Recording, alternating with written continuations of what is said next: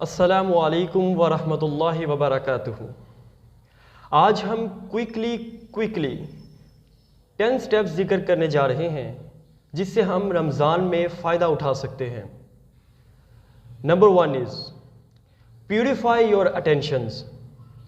صرف اللہ کی رضا کے لیے، صرف اللہ کی رضا کے لیے کرنا، اس لیے نہیں کرنا کہ سب جا رہے ہیں مسجد، اگر میں نہیں جاؤں گا تو پتہ نہیں کیا ہو جائے گا، اگر میں نہیں جاؤں گا تو لوگ کیا سمجھیں گے۔ نہیں، اللہ کی رضا کے لیے، کیونکہ یاد رکھیں جن کے دل کو ہم خوش کر رہے ہوتے ہیں ان کے دل اس رب کے ہاتھ میں جس کی نافرمانی ہم کر رہے ہوتے ہیں۔ اللہ تمہارے چہروں کو، تمہارے مالوں کو نہیں دیکھتا، اللہ تمہارے دلوں میں موجود نیتوں کو دیکھتا ہے اور تمہارے اعمال کو دیکھتا ہے۔ کیوں ایسا تھا کہ صحابہ کرام کا مٹھی بھر صدقہ احد پہاڑ کے سونے کے برابر صدقے سے بھی زیادہ افضل ہوتا؟ کیا وجہ تھی؟ ان کی نیتیں بڑی خالص تھیں، ان کی نیتوں میں کوئی کھوٹ نہیں تھا۔ اور صحیح بخاری کی پہلی حدیث ہے، اعمال کا دار و مدار نیتوں پر ہے۔ اگر ہماری نیتیں اچھی ہیں تو ہمیں بھی صحابہ کرام جیسا ایمان نصیب ہو جائے گا۔ Number 2 is Ramzan is like a race. جو شخص رمضان کی ریس میں دوڑنا چاہتا ہے اور شامل ہونا چاہتا ہے، اس ریس میں آپ کو بھی دوڑنا ہے۔ جو شخص دوڑتا ہوتا ہے وہ اپنے اوپر ویٹ برداشت نہیں کر سکتا، یعنی وہ اپنے اوپر وزن برداشت کر کے بھاگ نہیں سکتا، اس پہ وہ سٹیمنا باقی نہیں رہتا۔ تو لہٰذا اپنے گناہوں کو پھینک دیں، اپنے گناہوں کو اس طرح پھینک دیں تاکہ آپ رمضان میں بآسانی اس ریس میں شامل ہو سکیں۔ رمضان میں داخل ہونے سے پہلے توبہ کر لیں، توبہ کا دروازہ آپ کے لیے کھلا ہے، اور اپنے اوپر سے گناہوں کا وزن اتار کر رمضان میں داخل ہو جائیں۔ یقین کریں جو فیلنگز آپ کو محسوس ہوگی وہ خالص اللہ کی رضا کے لیے ہوگی۔ Number 3 is manage your time. Loser ہونے کی نشانی یہ ہوتی ہے کہ وہ اپنا وقت ضائع کرتا ہے۔ If you fail to plan, you plan to be fail. اگر آپ نے پلان نہیں بنایا کہ رمضان میں آپ نے کس طرح انٹر ہونا ہے، رمضان میں آپ نے عبادات کیسے کرنی ہے، نوافل کیسے پڑھنے ہیں، دعاؤں کا وقت کون سا ہے، استغفار کا وقت کون سا ہے، قرآن پاک کی تلاوت کا وقت کون سا ہے، آپ نے غریبوں کے ساتھ بیٹھ کر کب کھانا کھانا ہے، آپ نے راشن کی تقسیم کب کرنی ہے، یہ پلانز اگر آپ نے نہیں تیار کیے تو آپ رمضان کی افادیت سے فائدہ نہیں اٹھا سکتے۔ آپ کو رمضان اس طرح کا فائدہ نہیں پہنچا سکتا جو صحابہ کرام کی زندگی میں فائدہ پہنچاتا تھا۔ تو لہٰذا رمضان سے پہلے ان چیزوں کو پلان کریں، ان کو تیار کریں، ان کو سوچیں اور اس پر عمل کی توفیق مانگیں۔ نمبر 4 از دل کو صاف کر لیں، اپنے دلوں کو ہر چیز سے صاف کر لیں۔ یہ رمضان میں انٹر ہونے سے پہلے کے پوائنٹس ہیں جو میں آپ کے ساتھ شیئر کرنے جا رہا ہوں۔ عبداللہ بن عباس رضی اللہ تعالیٰ عنہ سے پوچھا گیا کہ آپ رمضان کو کیسے ویلکم کرتے تھے؟ جب رمضان آپ کے پاس آتا تو آپ اسے کس طرح خوش آمدید کرتے؟ تو آپ نے فرمایا کہ جب ہم رمضان کو ویلکم اس طرح کرتے کہ اپنے دلوں کو صاف اور پاک کر لیتے، اور ہم اپنے دلوں کو بغض، کینہ، حسد، فساد، جر و فساد، بلوغت، ہر طرح کے رذائل اخلاق سے بھر کر ہم تسبیح تو پھینک رہے ہوتے ہیں، ہم جانماز تو خرید رہے ہوتے ہیں، ہم قرآن پاک پڑھنے کے لیے اس کو تو بائی کر رہے ہوتے ہیں، لیکن اصل وجہ اس دل کو صاف کرنے کی ہے جو کہ بہت ضروری ہے۔ اللہ آپ کے بھوکے پن کو نہیں چاہتا، اللہ خالص دل کی نیت کو جانتا ہے۔ تو لہٰذا رمضان سے پہلے اپنے دلوں کو صاف کر لیں۔ حضرت سعد بن معاذ رضی اللہ تعالیٰ عنہ، وہ حضرت سعد بن معاذ، حضرت سعد بن معاذ وہ صحابہ ہیں کہ جن کی وفات پر اللہ کا عرش کانپ اٹھا تھا۔ اللہ نے 70,000 فرشتے ان کی نماز جنازہ پڑھنے کے لیے فلک سے زمین پر اتارے۔ ان میں کیا ایسی کوالٹی تھی؟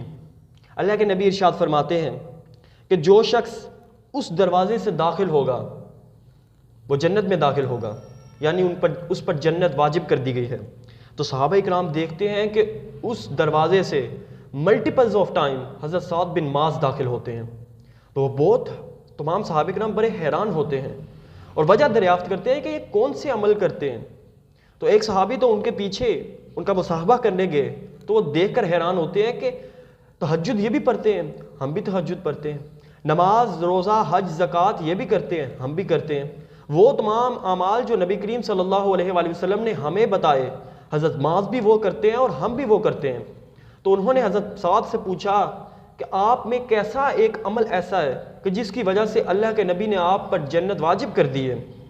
تو حضرت سعد فرماتے ہیں کہ جب میں رات کو سونے کے لیے بستر پر جاتا ہوں تو میں تمام مسلمانوں کو معاف کر کے سوتا ہوں، اپنے دل میں تمام تر بغض، کینہ، حسد، فساد، جھوٹ، ہر طرح کا رذائل اخلاق ختم کر کے، دل کو صاف کر کے اور تمام مسلمانوں کو معاف کر کے سوتا ہوں۔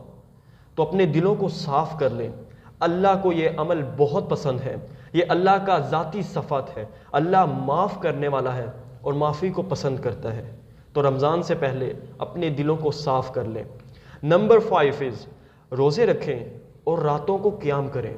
اللہ تعالیٰ قرآن مجید میں ارشاد فرماتا ہے کہ اے ایمان والو، تم پر روزے فرض کیے گئے جس سے کہ تم پہ پہلی قوموں پر فرض کیے گئے، اس لیے کہ تم تقوی اختیار کرو، اپنے آپ کو گناہوں سے بچا لیں۔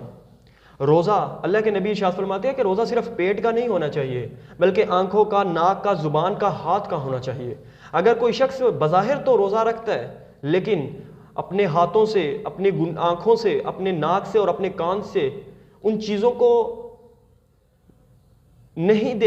کو دیکھتا ہے کہ جن کو اسلام نے حرام قرار دیا ہے، یعنی ہاتھ سے حرام کام کرتا ہے، آنکھوں سے حرام چیز دیکھتا ہے، کانوں سے حرام کام سنتا ہے، تو اللہ کے نبی ارشاد فرماتے ہیں کہ اللہ کے لیے اس کی صرف بھوک ہی، وہ اپنے آپ کو صرف بھوکھا رکھتا ہے، اس کے سوا اس کو کچھ حاصل نہیں ہوتا، اور اللہ کو بھی اس کے بھوکے کی کوئی پرواہ نہیں ہے۔ اگر آپ نے رمضان میں باعث شرف حاصل کرنا ہے، رمضان میں روزہ رکھ کر کچھ حاصل کرنا ہے، تو نہ صرف پیٹ کا بلکہ تمام جسمانی اعضاء کا بھی روزہ ہونا چاہیے۔ آپ کی زبان جھوٹ سے پاک ہو، حسد سے، گالی گلوچ سے پاک ہو، آپ کی آنکھیں حیا کا پردہ ہو، آپ کی آنکھوں میں بے شرمی پیدا نہ ہو، آپ کے کان حرام ان چیزوں کو نہ سنیں، آپ کے ہاتھ ان گناہوں کی طرف مائل نہ ہو کہ جس سے اللہ اور اس کے رسول ناپسند ہو، ان کے لیے کوئی شرمندگی کا باعث نہ ہو۔ تو لہٰذا اپنے آپ کو رمضان کی راتوں میں قیام کے لیے وقف کر لیں، رات کو اٹھ کر اللہ کے حضور سجدہ ریز ہوں اور اس میں اللہ سے معافیاں مانگیں، توبہ استغفار کریں، یہ دعا مانگیں کہ اللہ تو نے ہی ہمیں بخشنا ہے اور ہمیں اس رمضان سے کچھ حاصل ہونے کی۔ ہم نے پچھلے سال بھی رمضان گزارا، کیا ہم نے اس رمضان نے ہماری آئندہ آنے والی زندگی پر اثر کیا؟ اگر اثر کیا تو یقیناً وہ رمضان آپ نے اس حق کو ادا کر دیا کہ جس کی عبادت کا حق ہوتا ہے۔ اگر نہ کیا تو صرف آپ نے اس 30 ماہ میں صرف کھانے سے، یعنی آپ نے اپنے جسم کا ویٹ تو لوس کیا ہے لیکن آپ کو وہ اصل مقصد حاصل نہیں ہو سکا۔ Number 6 work smart, hard work but work smart. جسم کے اعضاء کا بھی روزہ، یہ میں نے 5واں اور 6واں پوائنٹ مکس اپ کر دیا ہے، یعنی آپ کے جسم کو بھی رمضان میں روزے کی اسی قوت و طاقت چاہیے۔ آپ چھوٹا کام کریں لیکن اتنا بڑا کام کریں کہ آپ کو اس کا اجر دگنا چگنا ہو کر ملے گا۔ اللہ نے رمضان میں ایک نیکی کا بدلہ 70 گنا بڑھا کر دیا ہے۔ اگر آپ یہ سمجھ کر چھوڑ دیں اس نیکی کو کہ اس کا کون سا عمل ہے، یہ اللہ کے نزدیک اتنا پسندیدہ یا اتنا برگزیدہ عمل نہیں ہے، نہیں، آپ رمضان میں اچھا سوچتے بھی ہیں، کچھ نیکی کا سوچتے بھی ہیں تو اللہ آپ کو اس پر بھی اجر و ثواب عطا فرماتا ہے۔ نمبر 7 جو بہت امپورٹنٹ ہے، تلاوت قرآن مجید۔ رمضان چونکہ قرآن کا مہینہ ہے، اب میں آپ کو ایک بات بتاؤں، قرآن جس رات کو نازل ہوا وہ لیلۃ القدر کی رات کہلائی اور وہ تمام راتوں سے افضل قرار پائی۔